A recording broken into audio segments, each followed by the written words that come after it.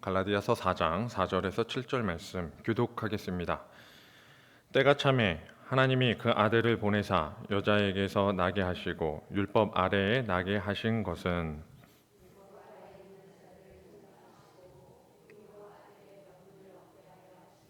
너희가 아들이므로 하나님이 그 아들의 영을 우리 마음 가운데 보내사 아빠 아버지라 부르게 하셨느니라. 아들이면 하나님으로 말미암아 유업을 받을 자니라. 아멘. 네, 오늘 말씀은 신분 변화라는 제목으로 같이 이야기를 나누겠습니다. 본문의 내용은 아빠, 아버지라 부르는 내용이 있어요. 그게 이제 우리에게는 특권입니다. 바로 하나님이 우리를 자녀로 삼으신 특권이에요. 그래서 우리는 하나님을 아버지라고 부를 수 있습니다. 4절과 5절 말씀입니다. 때가 참에 하나님이 그 아들을 보내사 여자에게서 나게 하시고 율법 아래에 나게 하신 것은 율법 아래에 있는 자들을 속량하시고 우리로 아들의 명분을 얻게 하려 하심이라. 이 부분이 있죠. 근데 이 앞에 3절에 보면 종노릇이라는 단어가 나와요. 그러니까 아들이라는 이 명분을 얻기 전까지 우리의 삶은 종의 삶 같은 모습이죠. 왜 종노릇을 하나 하고 봤더니 사실 저와 여러분 가운데도 지금도 종노릇하는 모습이 있습니다. 세상에 종노릇하고 있잖아요. 마음이 콩밭에 있죠. 늘 주님께 있어야 하는데 항상 콩밭에 있어요.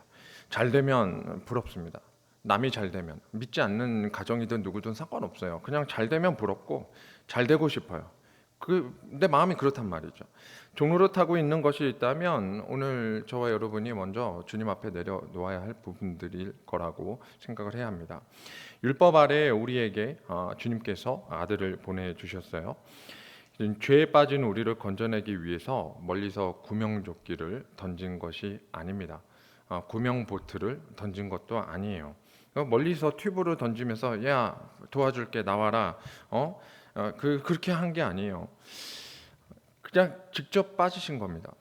주님이 그냥 풍덩 빠지셔서 우리를 향해서 붙잡고 아무것도 나는 헤엄도 치지 못하고 스스로 건져 나올 수도 없는 상황에서 나를 아예 붙잡고 꺼내 주신 겁니다. 이것을 우리는 속량이라고 합니다. 속량. 그것은 그냥 단순히 옆에서 도와줄게. 내가 도와줄 테니까 네가 힘을 내 하고 붙잡아서 살게끔 하는 이야기가 아닙니다. 단순한 도움이 아니라 주님이 이 땅에 직접 오신 것이죠. 만약 단순한 도움으로 우리가 구원받을 수 있다면 제사법은 계속 될 겁니다. 근데 그러지 못해요. 주님이 직접 오셔야 됐고 직접 날 잡아서 끌어내어서 살리셔야만 하는 것입니다. 이것을 주님은 단순히 우리를 살리고 끝났다라고 얘기하지 않고 우리에게 하나의 신분을 바꿔서 부르게 하십니다. 이게 바로 아들의 명분이죠. 우리는 이것을 구원의 서정에서 양자라고 합니다. 주님이 우리를 양자로 삼으셨어요. 칭의라는 단어는 아실 거예요. 주님을 믿은즉 믿음이 곧 의롭게 하심을 얻는다라고 얘기를 하죠. 이때 이 칭의의 구원이 우리에게는 양자라는 명분이 주어지는 것이에요. 이게 신분 변화입니다. 따라서 우리가 내려야 할 이야기는 이 자녀로 부르신 삶을 어떻게 살아갈 것인가에 대한 늘상의 고민이어야 됩니다. 세상에 한 번뿐인 대박 세일의 기회를 내가 만났어요. 이 정보를 얻은 거예요. 그러면 여러분 그곳은 지나가다라도 한번 들려봐야 되는 거죠. 한 번뿐인 대박 세일 기회. 꼭 이거 홈쇼핑에서 꼭 선전을 해가지고 이렇게 채널 넘기다 보면 꼭 나와가지고 한 번씩 걸려요. 그리고 걸리면 한 번뿐이래. 꼭 그 말을 꼭 해요. 지금 지나면 기회가 없습니다. 뭐 그러는데 만약 그게 사실이면 그래서 대박 세일을 맞이하면 그리고 그렇게 좋은 것을 얻게 되면 그러면 여러분 혼자 삽니까? 전도합니까? 알리죠. 주변에 알릴 거 아니에요. 야 지금이야 막 얘기하잖아요. 뭐 그런 얘기들을 많이 하죠. 그게 사실이면 전도를 진짜 많이 해요.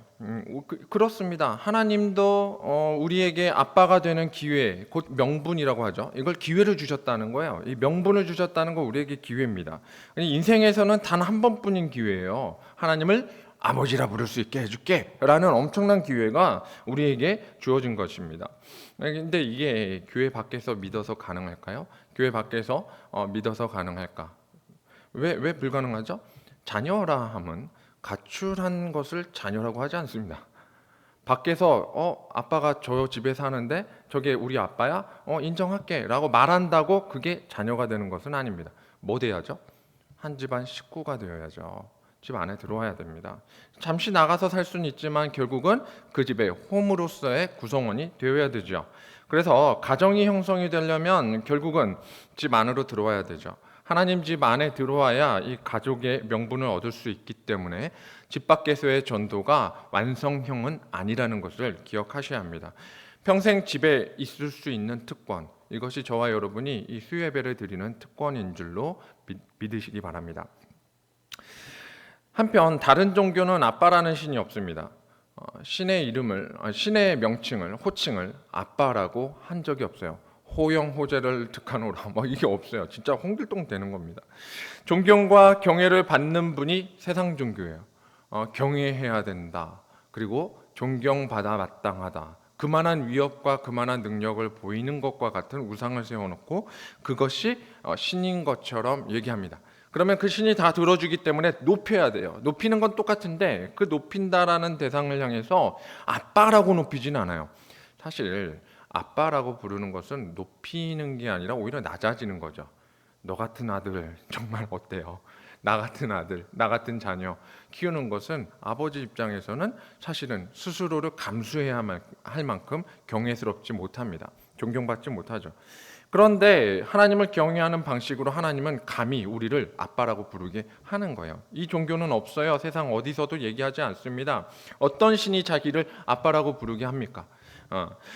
그 청년부 수련회를 갔는데 그 설악산에 가니까 그 설악산에 케이블카 타고 올라갔어요. 그런데 청년들한테는 트레킹이라고 말을 하고 실제로는 케이블카 타고 올라간 게 전부인.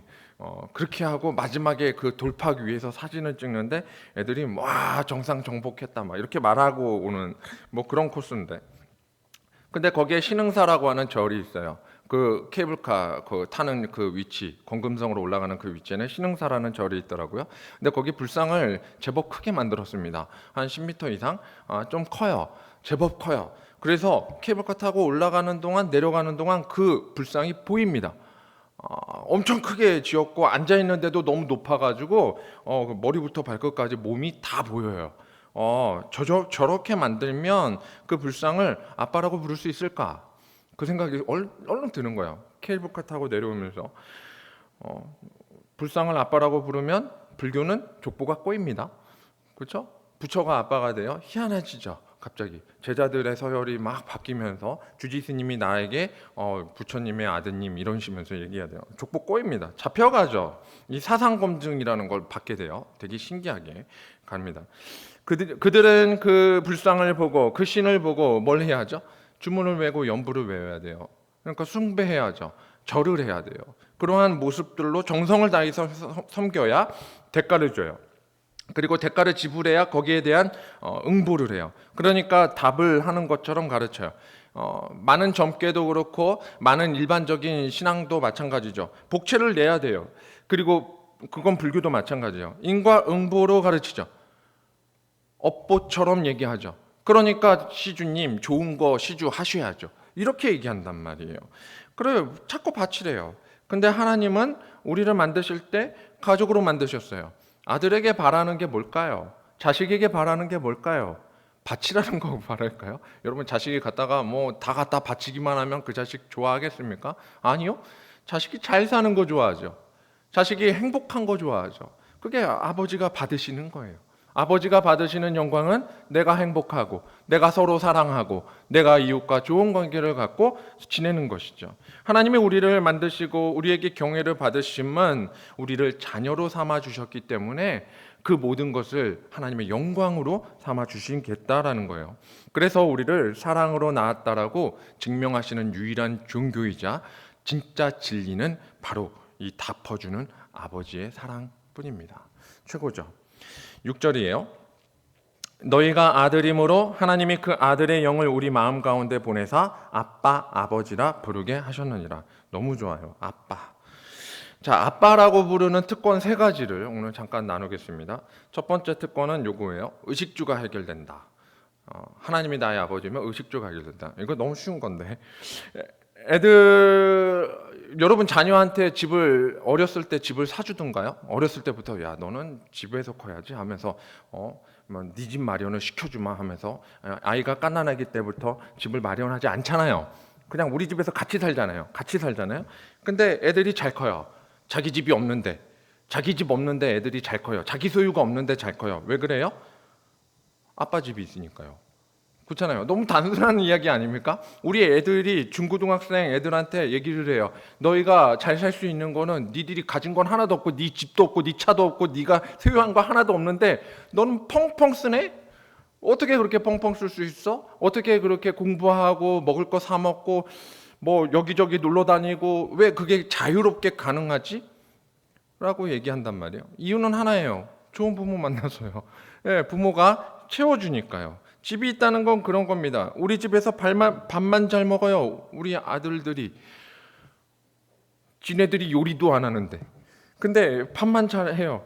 그리고 뭐 이렇게 라면 한 박스 사놓으면 지들이 잘 끓여 먹고. 그 자기가 사지도 않아. 누구 건데? 다 부모가 사준 거야. 다 부모가 사줘서 키웠잖아요. 그렇죠? 만약에 자식이 아니라 종이고 일꾼이면 그러면 우리 집에서 함부로 음식에 손 대겠습니까? 함부로 옷을 꺼내서 입겠습니까? 함부로 무엇을 돈을 타다가 쓸 수 있겠습니까? 다 대가를 요구할 텐데 종이니까 일꾼이니까 당연하지만 허락받아야죠. 근데 자녀는 그런 게 없어요. 어느 날 내 속옷을 갖다 입었어요. 자기 속옷이 떨어져서 벌써 이만큼 큰 거죠. 막 뭐라 했는데 뭐 그러고 끝이죠. 뭐라고 해요? 사줘야죠. 그런 거예요.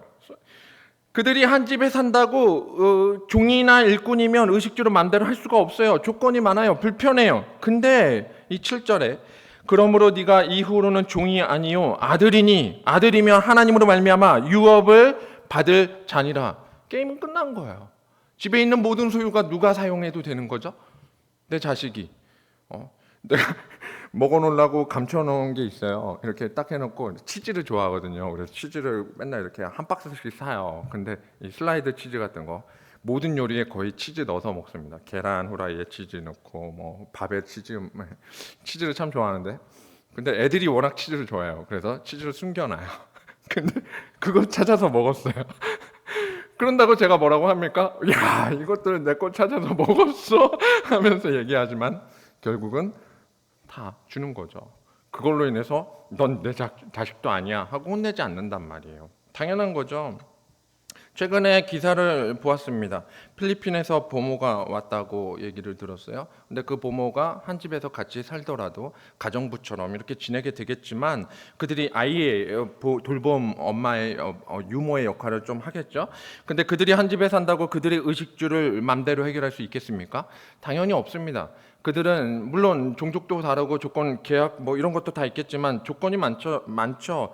서로 불편하죠. 우리가 하나님이 지으신 모든 것을 자유함으로 우리가 쓸 수 있도록 만드셨다는 사실은 엄청나게 큰 특권인 것입니다. 의식주가 영원히 해결된다는 이 문제로까지 연결이 돼요. 지금 이 생에서 우리가 만족스러운 의식주의 삶이 아니더라도 괜찮습니다. 뭐 자식들한테 얘기해요. 전기세도 아껴라, 뭣도 아껴라 얘기합니다. 뭐 충분하진 않죠. 하지만 그럼에도 불구하고 이미 지금 이 주신 것만으로도 굶지 않고 크는 것만으로도 나의 문제는 이미 해결됐어요. 왜요? 영원한 나라를 바라보니까 영원히 굶지 않고 영원히 못 입지 않고 영원히 헐벗지 않는 곳에서 주님을 아빠라고 부를 수 있는 연습을 지금 시켜주니까요. 지금 살아도 주님이 아빠라고 부르면 거기서 끝나지 않고 영원한 아버지의 집을 소유하도록 아들로 계속 챙겨주신다라는 것입니다. 우리는 겨우 수요일 1시간 문 두드리고 가요. 그리고 주중에 나머지 시간을 또 보내잖아요. 뭐 금요일날 오시는 분도 감사는 하지만 또 금요일날 한번 문 두드리고 가는 거잖아요. 아버지 집에 사는 게 아니에요. 잠깐 거쳐가는 것 같아요. 그런데도 아버지 집에 영원히 살 수 있다고 확신하는 이유가 뭐예요? 아버지와 나는 관계가 형성됐으니까요. 아버지가 나를 내치고 야 집에 한 번도 안 오냐? 이러면서 유업을 갖다 끊어버려야지. 넌 앞으로 유산이 없어. 이렇게 얘기하지 않으실 거라는 거 아닐까요? 어디에 있든지 연락되고요. 그리고 다시 돌아올 집이 있다는 것, 돌아갈 본향이 있다는 것, 이것이 우리에게 가장 큰 특권 중에 하나입니다. 첫 번째 특권이에요. 요즘 세상은 고령화가 시작된 지가 오래입니다. 고령화 그냥 교회만이 아니라 그냥 말 그대로 서울시 인구의 20%가 지금 65세 이상이에요. 그러니까 엄청나죠. 아니요, 대한민국 인구의 20%예요. 지금 넘었어요. 1,000만 명이 넘었어요. 그러니까 이제 고령화는 10년 되고 20년 뒤에는 이제 말 그대로 모두가 다 고령화, 60%가 넘으니까 엄청난 인구가 변화가 됩니다. 그렇게 되면 어떤 문제가 생기냐면 혼자 살다가 앞으로 직면할 문제를 맞이하는데 고독사라는 문제가 심심치 않게 드러날 거예요. 고독사가 아무 사회 문제가 아니게 될 겁니다. 이미 1위를 찍고 있어요. 우리가 자살률뿐만 아니라 이 고독사가 이미 전 세계적으로 우리나라가 1위를 찍어가고 있습니다. 지금 1위와 2위의 차이가 조금씩 벌어지고 있어요. 근데 이제 심각하게 증가할 예정이죠. 지금보다 더 뒤에는 더 벌어질 겁니다. 고독사라 함은 돌아갈 곳이 없어서 죽음을 알릴 곳이 없는 일입니다. 돌아갈 곳도 없고 나의 죽음을 알릴 곳도 없는 것, 정말 쓸쓸한 죽음이죠. 이게 비일비재하게 일어날 때 바로 내게 돌아갈 본향이 있다는 것은 엄청난 축복입니다. 마지막까지 함께 계실 주님의 품에 있다는 것은 진정한 특권이겠습니다. 자, 두 번째 특권이 있어요. 두 번째 특권은 활동 영역이 생긴다라는 거예요. 첫 번째 의식주 해결, 두 번째 활동 영역입니다. 여러분 집에 살면 아이들한테 어떤 방 줍니까? 제가 여러 번 얘기한 것 같긴 한데 저희 사택에서는 애들이 안방을 써요. 제가 거실에서 자고. 아무튼 그랬습니다. 애들한테 방 줘요. 애들한테 방 거의 주죠. 주려고 노력하고 애들이 잘하면 잘할수록 애들 방이 필요하다고 생각이 돼서 애들 방 챙겨주죠. 근데 애들 집 아니잖아요. 애들 집 아닌데 방 또 보장을 해줘. 그리고 애들이 방문 걸어 잠그면 여러분이 문 따고 들어가야 아니면 노크를 해요. 야 열어줘 열어줘 이러고 얘기하잖아요. 결국 그 아이의 사생활을 보장하려고 노력을 합니다. 하나님의 아버지가 되면요, 이 세상 것은 단 하나도 내 것이 아닌데요, 내 방이 생겨요. 나의 소유가 생겨요. 내 것이 생겨요. 그리고 하나님이 날 왕으로 삼아 주시기 때문에 방으로 주시는 거예요. 이걸 지경을 넓혀 주신다라고 합니다. 여러분, 여러분의 삶 가운데 지금보다 더 하나님은 지경을 넓혀 주실 겁니다. 물론 최고의 방은 뭘까요? 재산을 얘기하지 않습니다. 소유를 얘기하지 않습니다. 최고의 재산은 관계입니다. 관계. 천국에 가서 만날 관계를 지금 쌓는 것. 그래서 전도가 필수죠. 인생에서 제일 중요한 건 관계예요. 관계. 근데 거기에서 하나님이 주시는 이 유업의 크기는 어느 정도일까요?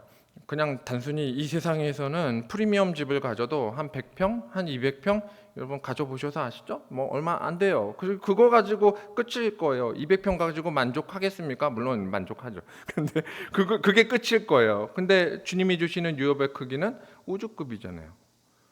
은하수가 다 내 건데, 찬란한 별들이 다 내 건데, 저 별은 나의 별, 왜 진짜 네 별이야? 이렇게 줄 건데 얼마든지 주님이.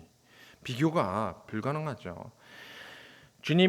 하나님이 나의 아버지 되시면 스케일 자체가 달라진다는 사실입니다. 이것이 두 번째 특권이에요. 마지막 세 번째 특권은 창조 목적을 회복하게 된다입니다. 이건 정말 중요하죠. 결국은 창조 목적이에요. 이 세상에서 목적을 모르고 사는 사람은 정말 많습니다. 대다수가 목적을 모르고 사는 사람들 같아요. 정말로 실수로 태어난 것 같고, 그리고 어떤 사람은 다리 밑에서 주워온 것 같고, 막 이력을 파야 돼요. 정말로 분란의 소지가 많은 그러한 나는 태어나지 말았어야 할 인생인가 봐, 이런 후회로 점철되는 사람들이 참 많습니다. 어떤 사람은 남자인데 자기가 여자래요. 여자인데 남자래요. 그냥 뭐 정체성에 혼란이 와버렸어요. 성만 그렇습니까? 그냥 뭐 삶 자체가 자기가 사는 역할들이 모두 다 혼란이 와버렸어요. 그래서 이것이 맞는지 저것이 맞는지, 무엇이 윤리인지, 무엇이 도덕적으로 사는 건지, 무엇이 선한 인생인지, 자기가 살고 있는 직업이 맞는지, 그래서 중간에 때려치기도 하고, 그러니까 그냥 정체성의 혼란이 오니까 자기가 살아야 할 목적 자체를 잃어버린다는 말입니다. 그게 왜 그래요? 부모나 환경의 잘못이 물론 큽니다. 가장 선천적인 것보다는 아무래도 그 낳았을 때 그를 낳기로 결정했던 어떤 배경들이 잘못된 분위기와 환경으로 목적을 결국 못 찾게끔 키운 것이죠. 이건 교육의 부재이기도 하지만 결국은 좋은 부모로 못 만나서라고 보통 결론을 내리죠. 하나님이 아버지가 되시면 그러면 단박에 우리가 찾는 목적을 알게 됩니다. 이게 최고의 특권이죠. 잃어버린 목적을 찾아서 헤매는 사람들이 너무나 많습니다. 죽어가는 인생을 어떻게 해야 잘 죽을까를 연구하는 사람들, 그게 목적의 전부가 될 수는 없습니다. 근데 하나님께서 내 아버지가 되시면 내가 가만히 안 둘 거야. 너 그렇게 살게 내가 둘 줄 알아? 흔드신다는 거예요.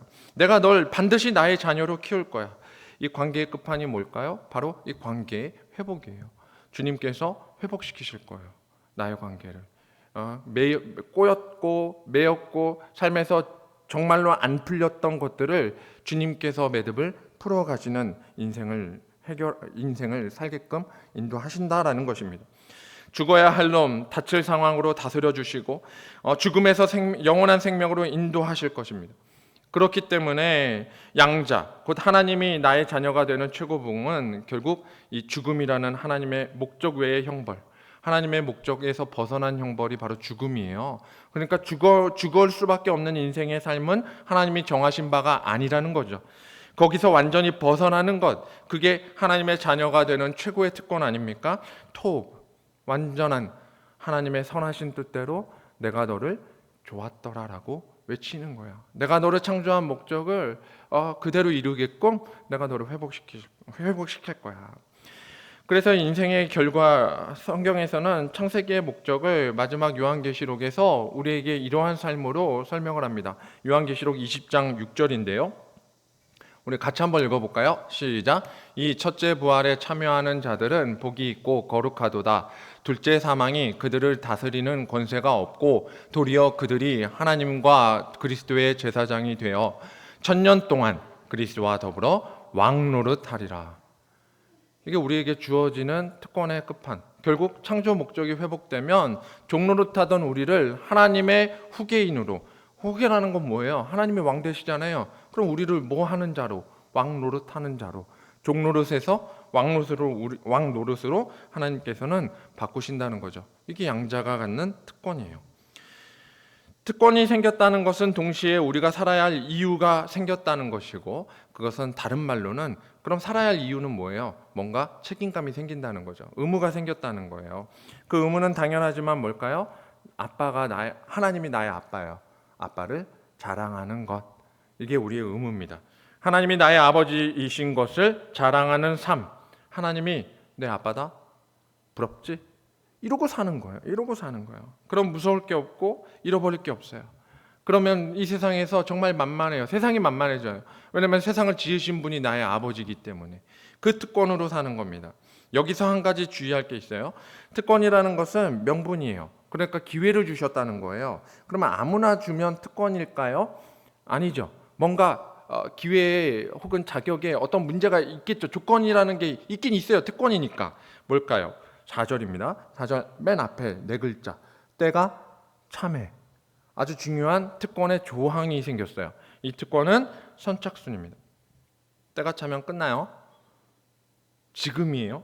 하늘잔치에 초청받은 사람의 수요는 정해져 있어요. 물론 계시록에서는 14만 4천이라고 하니까 신천지가 그냥 냅다 들이부어가지고 12,000명씩 그냥 지파별로 그냥 집합시켜가지고 회집시켜서 매번 14만 4천 명. 근데 맨날 왜 30만 명 모인다 하는지 모르겠어요. 14만 4천 명 나머지는 뭐지? 들러리인가? 뭐 아무튼 그래요. 근데 그건 아니에요. 근데 초청받은 사람의 수요는 분명 정해진 건 확실합니다. 구원이든 양자든 가장 중요한 것은 꼴찌로라도 우리는 이 안에 들어가야 의미가 있다는 거죠. 이 특권은 이 수요 안에 들어가야 되는 것이죠.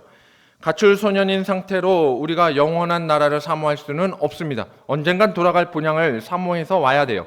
교회를 떠나서 밖을 떠돌다가 그만 기한을 넘겨버리면 어떡하죠? 그러한 위험성이 있다는 거죠.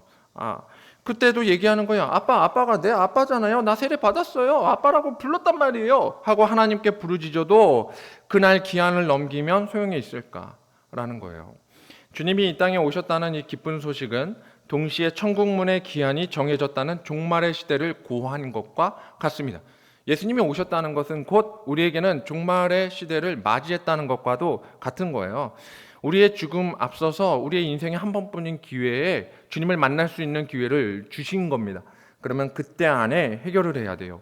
따라서 신앙생활에 우리는 좀 더 열심을 내셔야겠습니다. 교회 사역에 좀 더 분발하셔야겠습니다. 주셔서 감사하잖아요. 주셔서. 남들은 한다고 해도 기회를 막 박탈시키고 순서 기다리셔야 합니다. 막 이렇게 하면서 내보내는데 얼마나 좋아요. 그제 여성교회 수련회를 참가했어요. 뭐 참가하신 분들이 많아요. 근데 저는 이제 어제 잠깐 갔었습니다. 뭐 멋진 모습으로 섬기시고 뭐 그렇게 열심히 하시는 모습들을 보니까 참 아름답더라고요. 특히 그 아름다움을 경쟁하는 거예요. 하나님을 섬기는 그 아름다움을 경쟁하는 모습이 참 좋습니다. 한 번은 찬양으로, 이번에는 암송으로. 그래서 말씀을 어찌 그렇게 또박또박 말씀하시는지, 특히 7순이 넘으시고 8순이 넘으신 분들이 그렇게 잘해요. 참 대단하십니다. 더 놀라운 거는 틀려요. 틀리는데도 꿋꿋이 끝까지 해요. 아니 우리 교회를 얘기하는 게 아닙니다. 모든 분들이 목도 잘 입으시고 너무나 잘 이렇게 이렇게 너무 곱게 하고 오셨는데 그 아름다움 속에서 말씀은 틀린단 말이에요. 막 틀리면서 자기도 멋쩍어가지고 막 말을 옹알옹알 하면서 몇 번씩 거의 모든 팀이 한두 번씩은 다 말을 헤매셨어요. 막 갑자기 메아리 치기도 하고 뭐. 그런데 끝까지 힘을 내더라고요. 그 한 사람이 실패했다고 나머지가 그 실패를 향해서 비난하는 화살을 날리는 게 아니라 같이 격려하면서 가는 법을 그들은 배웠습니다. 저는 그 모습을 참 아름답게 봤어요. 외운 거 틀리니까 얼마나 힘듭니까? 틀린 사람은 마음이 얼마나 마음이 아플까요? 나 때문에 혹시 1등 못한 거지, 나 때문에 떨어진 거지. 근데 하나님 나라는요 1등에 하는 자의 것이 아니라 참여하는 자의 것이에요. 이곳에 참여할 수 있는 특권을 가진 자의 것입니다. 1등은 구분이 없어요. 1등은 어차피 정해졌어요. 하나님 우편에 앉으신 주님이세요. 그 주님을 통해서 우리를 양자 삼으신 모든 것이 우리는 참여하는 자로 기다리게 될 것입니다. 7절 다시 한번 읽을게요. 그러므로 내가 이후로는 종이 아니요 아들이니 아들이며 하나님으로 말미암아 유업을 받을 자니라. 하나님 나라의 유업이라는 말이 되는데 이 유업은 대기업에서 말하는 CEO처럼 내게 전권을 주신다는 말이고 대표로 세우시겠다는 말입니다. 근데 이 대기업의 대표는 한 기업의 분야를 이렇게 맡기는 대표이사 혹은 대표 회장 이렇게 하는 거잖아요. 주님이 하나님 나라의 유업으로 나를 후계인으로 논다라고 하거든요. 이 유업의 스케일은 전 우주급이에요. 그러니까 적어도 지구상에서 내가 해야 할 책임감이 어마무시하게 큽니다. 기업의 CEO는 끊임없이 경쟁하면서 성장하는 방법을 연구해야 돼요. 그러니까 머리가 뽀개지죠. 끊임없이 경쟁하면서 성장하는 게 기업의 활동이라고 본다면 우리도 끊임없이 누군가와 비교하면서 성장해야 돼요. 누구와 비교할까요? 영생을 얻은 우리에게는 영벌을 받을 자들과 비교하면서 일하는 거예요. 영벌을 받을 자들도 있어요. 그럼 그전 자들과 비교할 때 우리는 무엇을 얻었습니까? 영생을 얻은 자란 말이에요. 힘이 나죠. 괜히 힘나는 게 아니에요. 지금 일이 지치고 힘드십니까? 삶이 퍽퍽하시고 그리고 그 삶 때문에 내가 영생 얻은 거에 대한 특권을 못 누리는 것 같습니까? 마치 드라마에서 주인공이 답답한 상황을 맞이하고 고구마를 막 한 10개쯤 들이부은 것 같은 그런 순간 같지만 반드시 역전을 맞이합니다. 드라마의 끝도 그러듯이 주님께서 나를 양자로 삼으셨다는 것은 이 드라마의 주인공으로 삼으심입니다. 영벌 받을 자들이 어떤 천벌로 이루어질지 비교하게끔 하나님께서는 내 인생을 주관하실 거예요. 그것은 드라마틱한 인생으로 나를 채우시는 것입니다. 그리고 그 인생의 끝자락에서 주님 나라를 보게 될 것이고 주님 나라의 실현된 것을 보게 될 것이고 그리고 그날 얘기할 거예요. 주님이 채우신 인생이구나. 파란만장한 나의 인생은 주님의 것이었구나. 여성분들이 화장할 때 그 화장은 일회성 화장보다는 반영구적인 화장을 다들 선호한다고 합니다. 하루 화장해도 금방 이렇게 만지면 지워지는 화장보다는 데일리 적어도 하루 이상 가는 거, 향수도 한 번 뿌리면 그 자리에서 냄새가 사라지는 것보다는 비싼 향수가 고급 향수가 한 번 뿌리면 오래 간다며요. 그러니까 그런 거 좋아하고 당연하죠. 그래서 그런지 눈썹 문신이 유행이죠. 그래서 그런 것도 많이 하시더라고요. 제 아내도 했어요. 많이 해요. 근데 그걸 왜 좋아할 수밖에 없잖아요. 한 번 화장하는 것보다 편하니까요. 여러 가지 하죠. 그렇게 해서 또 시술도 하고 많이들 그렇게 해서 화장이라고 해서 변장을 하세요. 일회성보다는 영구적인 게 좋으니까 당연한 겁니다. 왜 알바보다 정규직이 좋습니까? 당연한 거예요. 알바는 불안하잖아요. 내년이 없잖아요. 다음 달이 없잖아요. 잘 모른단 말이에요. 근데 정규직은 내년도 준비할 수 있잖아요. 이유와 같죠. 한철 장사보다 평생 돈벌이를 찾는 것은 우리 인생에서 당연한 겁니다. 마찬가지로 하나님이 내 아버지 되심은 하나님 나라 평생 사업을 내게 물려주심과 같은 것입니다. 인생이라는 한철 장사로 내 삶을 마감하겠습니까? 여기서 끝나면 계약 끝나는 그런 인생으로 종노릇하다 끝나겠습니까? 아니면 하나님이 나의 아버지 되시기 때문에 평생 사업을, 영원한 사업을 물려받겠습니까? 결론입니다. 이솝우화에 보면 이 왕과 거지의 이야기가 있어요. 아시죠? 뭐 간단히 말씀드리면 거지가 왕을 부러워하고 왕이 거지를 부러워해서 어느 날 서로 만났는데 야 우리 하루만 바꿔서 살아보자 이렇게 해서 왕이 거지의 삶을 살아보고 거지가 이제 왕복 입고 왕의 자리에 가서 앉아서 서로 지내면서 자기네들의 에피소드를 나누는 이야기입니다. 각자의 자리가 중요하다는 교훈을 얻죠. 근데 여기서 왕과 거지의 신분이 다르다고 전제하고 있습니다. 이게 이솝우화가 가진 전제예요. 왕과 거지는 신분이 다르죠. 우리가 하나님을 아버지라고 부를 수 있는 이 자녀라는 특권을 누리는 것을 신분이 바뀌었다라고 말하는 것입니다. 거지와 왕의 차이는 왕이 되었을 때 구걸했던 거지의 삶을 살 수 없다라는 것을 깨닫는 거예요. 거지는 왕이 되는 순간 나는 구걸했던 인생대로 살 수 없다라는 것을 알게 됩니다. 왕이 구걸하고 살지는 못하잖아요. 왕은 오히려 예산을 잡고 통치하고 어떻게 써라 도장을 찍어주는 존재인데 거지의 삶처럼 살 수 없다는 것을 깨닫게 되죠. 하나님의 자녀가 되었다면 죽음의 권세를 넘어선 신분이라면 우리도 마찬가지입니다. 이 세상에 여전히 미련을 둔 말 그대로 구걸하는 인생을 살지는 말아야죠. 좀스럽게, 좀생이처럼 이 세상에 미련이 가득한 삶으로 사는 것만큼 어리석은 게 어디 있습니까? 돈에 좀스럽고 사업에 좀스럽고 시간에 그렇게 산다면 시간에 그렇게 내지를 못하고 그렇다면 우리의 마인드는 여전히 종 노릇하는 마인드인 거예요. 일꾼의 마인드인 거예요. 단 하나도 양자됨의 그 신분 변화를 누리지 못한 겁니다. 여전히 종이 가진 마인드를 벗어나지 못하고 주님의 대가만 바라는 나 이만큼 일했으니까 주님 채워주세요. 이렇게 말하는 좀스러운 인생에서 하나도 변하지 않을 거라는 것입니다.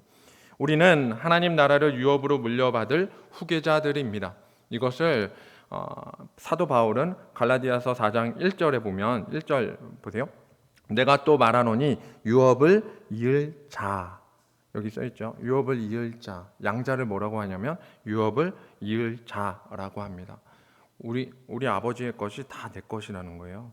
하나님이 나의 아빠가 되는 이 신분 변화는 이미 주님이 이 땅에 오심으로 완전히 이루어졌습니다. 이제 그것을 깨닫고 초등학문에서 자라서 종노릇했던 우리를 날 위해 죽으신 십자가 사랑 안에서 주님의 자녀로 거듭나며 그리고 이 변화의 때를 맞이해야 하는 것입니다. 사랑하는 성도님들, 저와 여러분이 이 인생에서 한 번뿐인 기회를 놓치지 않기를 바랍니다. 주님 나라의 CEO들이 모두 되십시다. 모두 주님의 사업을 하면서 번창하기를 원합니다. 주님의 형통케 하심에 거합시다. 아빠의 특권을 모두 누리는 저와 여러분 다 되시기를 축복합니다. 말씀